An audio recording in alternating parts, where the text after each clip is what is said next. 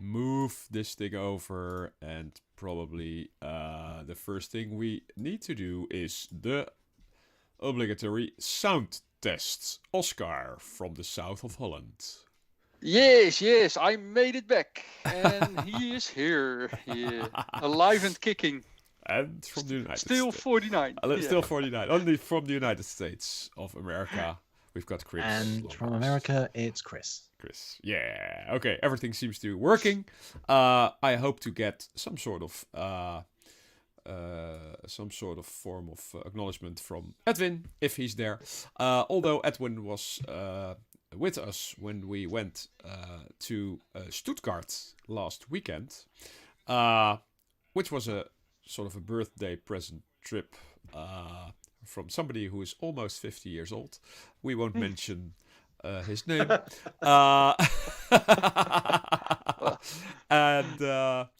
And we all went to an Oktoberfest, but not in Munich, but in Stuttgart, because of all kinds of reasons. And that was very, very nice. We had a really great time. That was. They also had enough beer, so. Yeah, they had a lot of beer. That's always nice. Okay, Edwin says everything's fine, so that's. I mean, when is enough beer enough? I mean, well, is there such a thing as enough beer? Well, that's a very good question. I have to say that on these Oktoberfest things where you have liters of beer, liters of beer. Yes, you get it by the liter, so it's just a really big mug.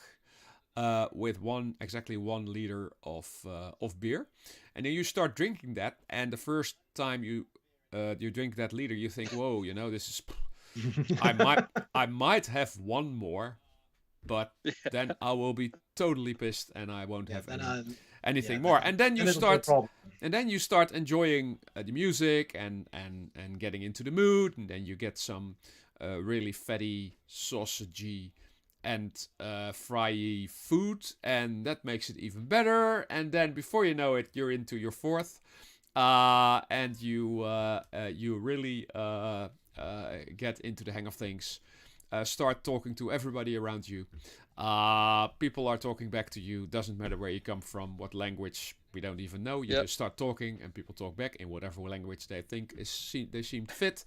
And we are just going through this big tent. Dancing, talking to people, drinking beers. And then, before you know it, it's 12 o'clock, and then everything closes down.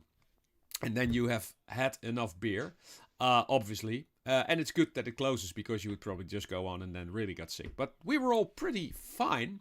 We were so fine that we thought it a good plan to do a little trip in the bumper cars after, because there's always a big, very fairground attraction. So we all had some whiplashes. So you're full of fatty food and 4 liters of beer going into a bumper car, and then getting a whiplash. So that's all good. And we had really, really a lot of fun. I have made videos of almost the whole thing. I am now going through all of them to find out whether or not they are fit to share. Appropriate. I always say what happens in Stuttgart stays in Stuttgart. So we'll probably anyway, so that was actually really, really nice. We were in a hostel, which was. Actually, it wasn't too bad. It was a hostel. But it was quite new, quite modern, very, very simple and cheap, but all good, And we were with 6 old guys in a room, so that was all good. So we all enjoyed this very much. Obviously, I did have a cold and a sinus problem already for a couple of weeks, and I was on and off being sick and not sick and just not getting out of it. So just before we went, I went to the doctors, and they said, well, you probably need to have some antibiotics, and then solve that, and then it will probably get better, which I know because I've had this all my life. So every couple of years I need that, and then everything clears again and it's fine. But I didn't start that obviously until after we got back from the Oktoberfest. So I'm now in the middle of that, and that'll probably be fine. But it was okay. You know, I survived it, and we had a lot of fun. So and then again, I have to say, obviously Munich is the place to be for Oktoberfest, and it's way larger in every aspect than Stuttgart. But I did not miss that while we were, in that tent doing things. There's a big fairground. It's large enough. It was just as busy on a smaller scale, but it was just as busy where you were as it is in Munich, and it was just great. And there were, I mean, it's probably a little bit easier to get tables there and everything. So it's for anybody who listens and is thinking of doing an Oktoberfest, but for some reason can't get into Munich or thinks it's too expensive or whatever. Stuttgart is really a good alternative to that. Yeah, for sure. So that's all great. So that was our weekend, and we're all sort of recovering from that still. But no, that was really really fun. So and then it was at the end a good thing that we didn't put the alarm clock on the 7 a.m. Yes, because now we will get. Welcome, by the way, everybody who's watching. We sort of forgot that, but we were obviously not really planning on waking up 7 in the morning to watch the Grand Prix, because we already knew that that's probably not what's going to happen, and we didn't. But it was good that we didn't, because we would have had a long wait before anything happened. So there was one lap, and then we sat and waited. Yeah. Did you watch live or? No, we watched the replay, so we skipped the hour and 40 minutes where they did nothing. Oh. Yeah. It's I was I mean, we probably were awake at around 9 or something. I thought the race would be over, which obviously it wasn't, but I didn't check anything still. So we could have probably put it on at 9 and still have watched the whole thing, but we didn't. Because we really didn't want to go there. But and then we in the car I looked at and I saw the results and I thought, oh well, that's nice. And then I heard all the things that we're probably going to talk about now that happened, and then in the evening I watched it together with Michelle, the whole thing. Skipped a little bit of the waiting time, obviously, because that was really, really long. But then we saw the whole thing unraveling near the end. So for me, I have a really weird feeling about the whole thing. I mean, obviously, I'm happy Max is champion, but the way things went, it could have been nicer. I don't know how to say it. I enjoyed the confusion at the end of the race. Yeah, he didn't know. Where he was like, "Am I or not?" Yeah. And then someone said he was, and they put him in that room that said world champion, and he's sitting there and he goes, "Yeah, guys, I feel kind of lonely." Yeah. So he just goes back out. Yeah, because that was the weirdest thing. I mean, who thought of that? That wasn't.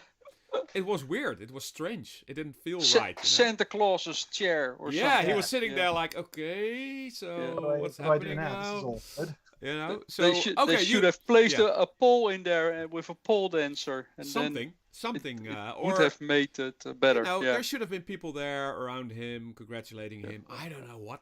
I mean, maybe a glass of champagne. I don't know what, but anything. So it was all really, really weird. Yeah. It was a bit low key, but I mean, that's fine.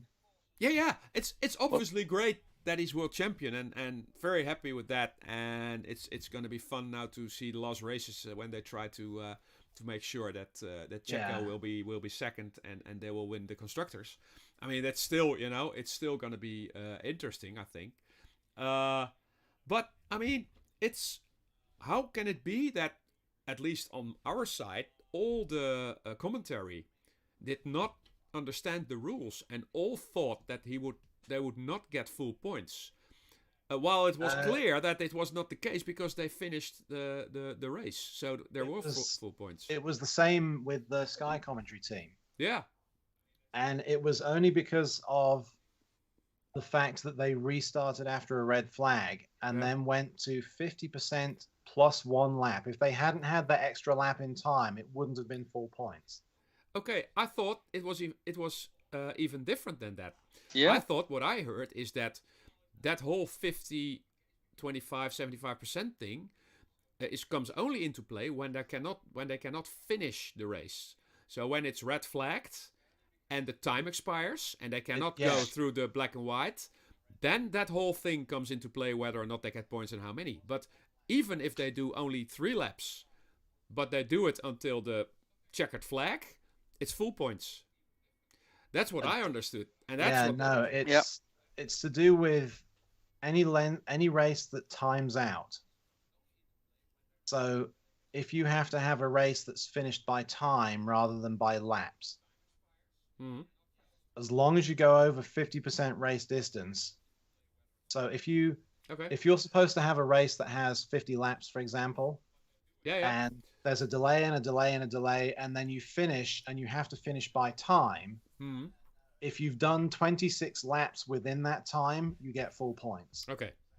If you've only done 24 laps within that time, you get 75% points. Okay. I heard I heard it differently, but still confusion. I heard that whole thing is... Yeah. What I heard is that, because I'm not an expert, but... me neither. No, well, what I heard is that only happens when they have to... When the race is shorter, but they have to stop before they really end it with the checkered flag. So if they start racing... if it's a rain delay and they just can't restart. Yeah. So they start racing, they do over 50% of the laps, and then the race is red flagged, and then eventually maybe black flagged or whatever they do to stop it. And then they look back and say, okay, how many have we already done? And then they start dividing it and doing that. Yeah, but maybe that's it. I think at least that is what I heard. Yeah, and why they always give, I think, the normal points when it's with the normal checkered flag only if there are a couple of rounds. That is because everybody exactly knows how long they will drive. Yeah. And everybody can do their strategy on it.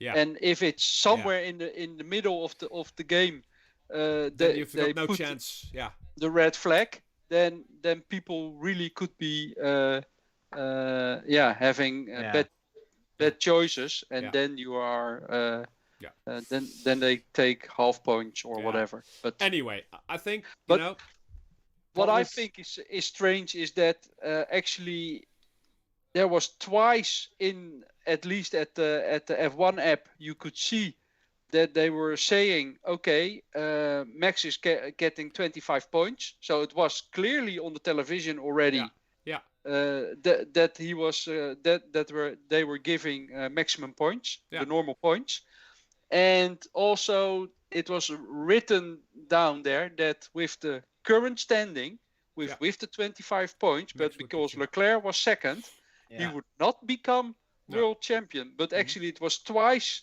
I think very clearly mentioned on his side that there were normal points. And but if Leclerc had held the second place, he wouldn't have been world champion. He would have missed 1 point, as I understand it.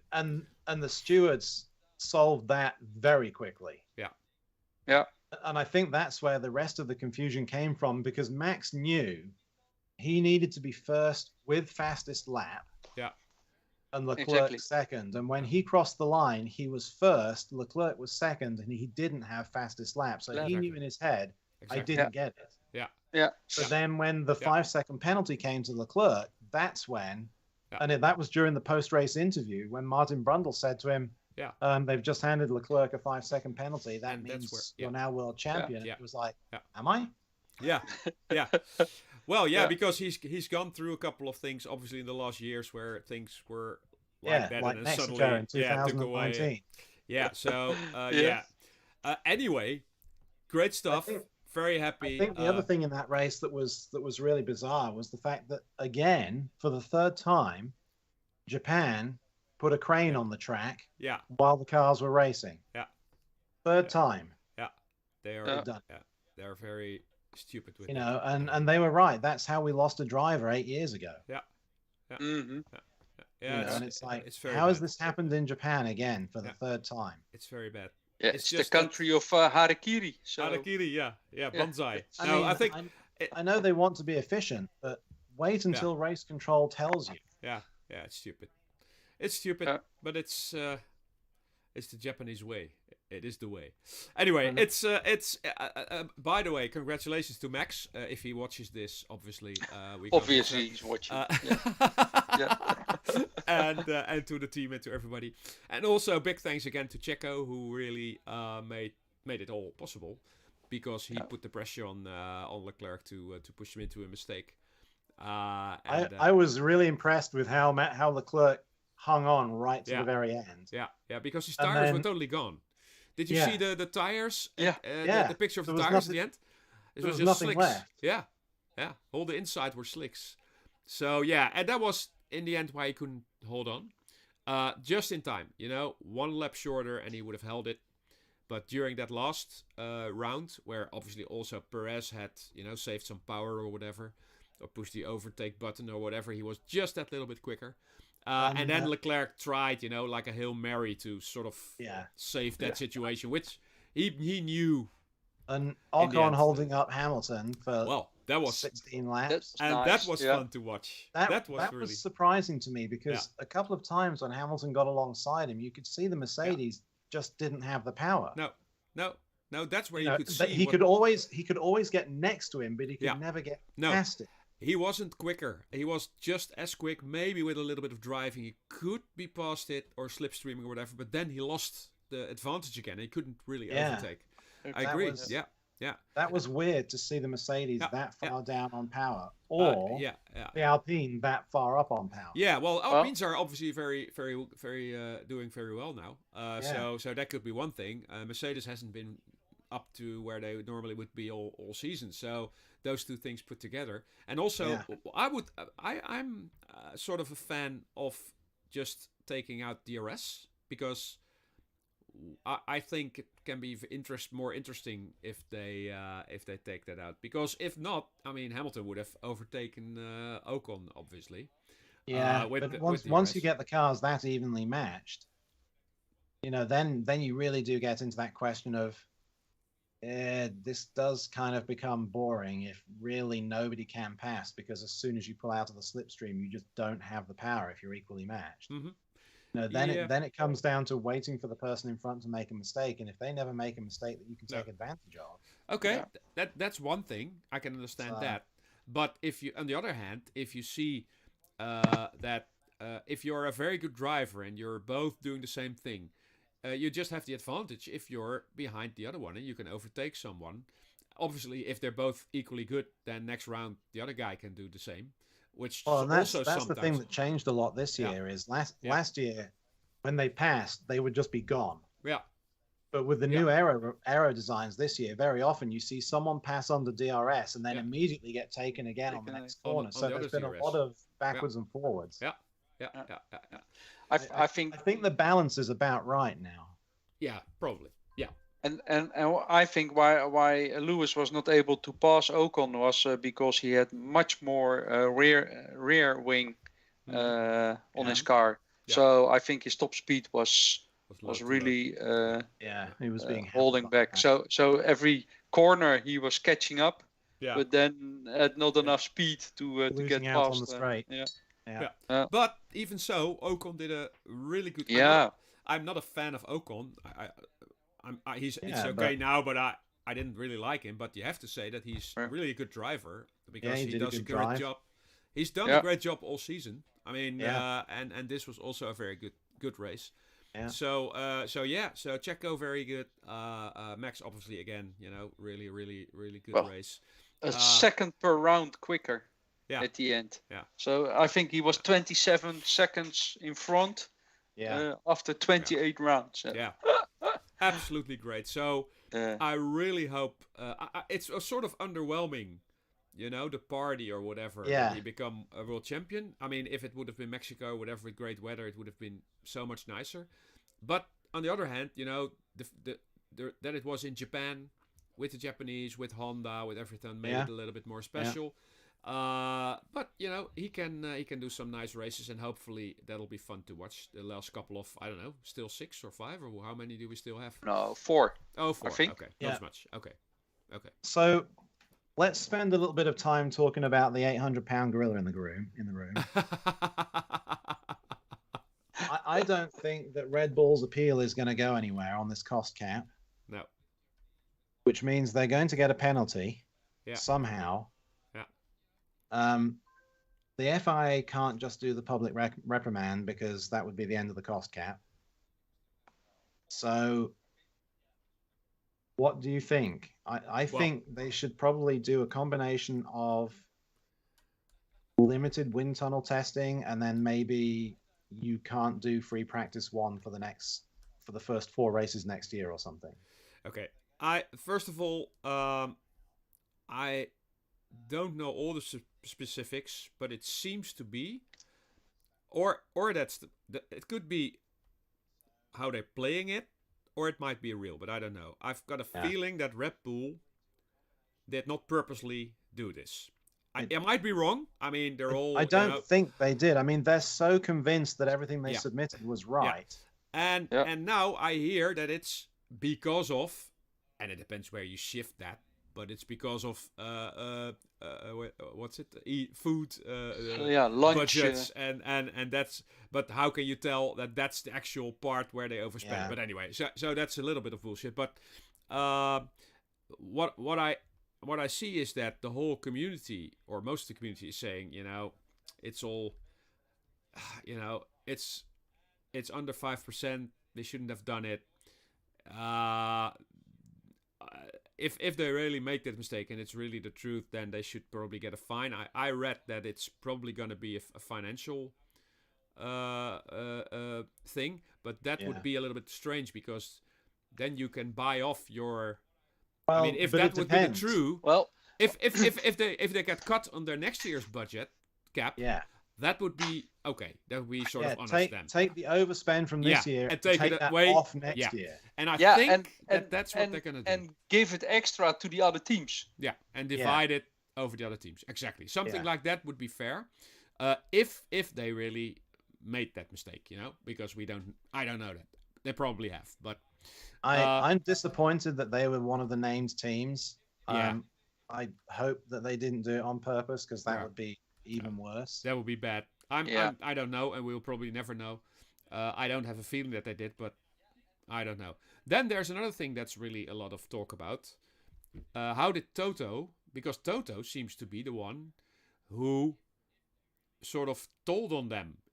That's the feeling I get. I mean, he knew that. He knew the figures, and he pointed to the teams.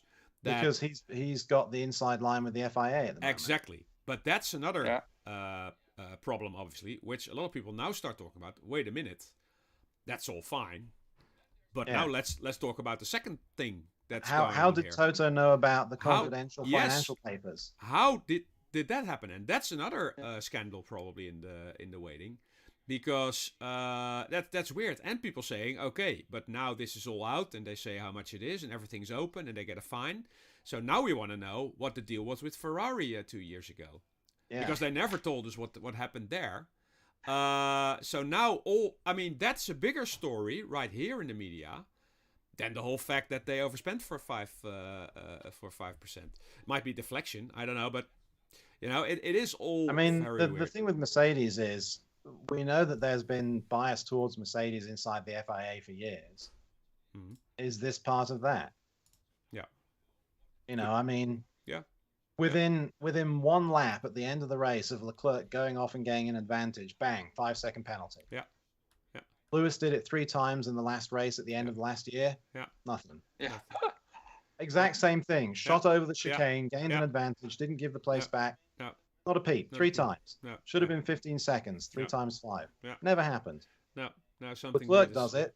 Instant penalty. Yeah. Checo does it. instant penalty. Yeah. Lewis does it. Yeah. Nothing. It's true. Yeah. We've talked about this last year, obviously. Yeah.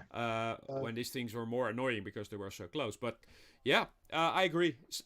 It is something weird's going on between the FIA and Mercedes. Exactly. They know something about each other or whatever, which we talked about already last year. Anyway, another great thing: Nick de Vries is going to AlphaTauri. So we've got 2 Dutchmen now going into the races, and what could make that interesting. Zandvoort is never going to be. No. No. A good thing is that now you've got maybe if Max is still going to be first or in front next season, we don't know that, but if that's still the case, then we now also have an interesting thing to follow it back in the field, with Nick maybe getting a position or whatever. So it's going to be interesting. Back midfield. Yeah. So well, we don't know exactly where they're all going to be, but it seems like that. So yeah, great stuff. Also, I mean, he did test drives for Mercedes. He did test drives for Aston Martin and for Williams. Yeah. And now he's going to go to AlphaTauri, which is great. So also very nice memes already again. Where they are laughing with Jos and Max Verstappen and and then I told them I'm going to Red Bull. To Red Bull. Yeah. It's great. Yeah. So anyway, weird race. Interesting weekend. Weird race. Yeah. Next is Austin, I think. And let's see what happens there. Well, it's still going to be fun to watch because of. I just hope Max understands this might have been his year. Yeah. Like he has everything going this year. Yeah. The engineering is good, strategy is good. Exactly. He had luck on the side. Is there. Yeah. It's going to be. I get the impression next year he's going to have a much harder time. Yeah. Mercedes will have sorted their car out. Exactly. Ferrari's going to be probably not making the same mistakes. Ferrari will fix the car, but then their strategy will just blow. So. Yeah, I hope that they will just fix that too. Anyway, yes, obviously, I've become super invested in Ferrari in the last half of the season because I just want them to finish a race. Yeah, I'm like, just leave the strategy out. Just let them race. Just let them race and Yeah, it's true. Yeah. Anyway, so let's see what the next couple of races bring us, and then next year will be a whole new ball game. It's probably not going to be as easy as this year, most likely, and we will just have to see how that goes. So on the other hand, Red Bull will also come up with a quicker car, so maybe probably. Yeah, probably. You never know. It can be all. We'll see. It's every time. What happens? Exactly. Good. Oh, it's finished. Yeah, I saw the picture you posted. It's finished, and I really thoroughly enjoyed the build. It's always quite short builds, but they are really nice to do because it's actually a lot of parts. You sometimes have bigger builds, but there are also a lot of bigger parts which are not as interesting. But this is all pretty small, strips and surprisingly things. Heavy when it's finished. Yeah, surprisingly heavy, which was the same with the Supra really, because there are so many bricks in it, very compact. It's almost like a solid thing. I really enjoyed what you also were saying, Chris, last time when you built it, that some of the techniques they are using to get things done, really interesting. Really clever. Also, they did the roll bar in the end, the way they sort of constructed that to all sort of fit together to make it look how it all folds in at the end. Yeah, how it all folds in at the end is really, really cool. The door grips is a part that I had never seen before. Very weird part, but it's I didn't understand that there were going to be door grips when I placed the parts, but it's really, really cool. And the looks of the, especially I think the rear, is beautiful. The front is a little bit too bulky for some reason. Still well done, but it's within the limits of what you can do with a Lego. Yeah, I understand totally. That's the only way to do it. I mean, it's not a complaint, but it's just. I mean, it looks like they took the end of the car and dipped it in paint. Yeah, something like that. Yeah. And you had in that era the muscle cars with, but then it was indeed painted. So white stripes, which were around the front of the car. Yeah. So, Well, Anyway. Yeah, it's come out nice. It was a fun build when I did it. So yeah, exactly. Yeah, so very much if somebody is thinking about it, I can totally recommend this. Same as Chris already did. So that's great. So now I still have the Aston Martin to build, which is obviously something to look out for. Yep. So yeah, that's gonna be the next one. Right. And that's probably most of what I have to talk about. I've got nothing else other than that for this week. No. I'm pretty sure that's probably it. So also it's 9 o'clock, so we have spent another half an hour. Thanks everybody for watching. We will hopefully be there again next week. Subscribe, comment. Comment, do whatever you want to do. I do not dare to mention what night it is next week, Tuesday. Oh, yeah, I'm probably not there. What's going on Tuesday next week? It's my birthday, and I probably have some people over. It's the 18th. 18th of October is my birthday. You know what I noticed when I saw one of the many short clips of the Friends series? My birthday is the same as Ross's. Isn't that great? Yeah. And don't start. You're Ross, are you? Yeah. Apparently.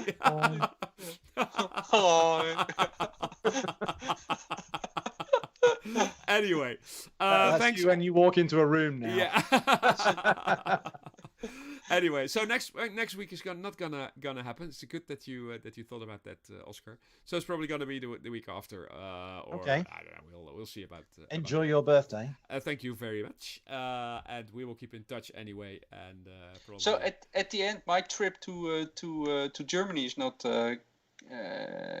coming through. Yeah. Is cancelled. So okay. Maybe you need to get some beers. Our trip to Holland is still happening, so we'll be there in a month's time. That's going to be great. I mean, we should try and link up, although it's probably going to be difficult for Oscar. Well, we're all busy, but we will find a way. We will find a way. Thanks, everybody, for watching. Great. See you all. Bye-bye. Like, subscribe, check the bell.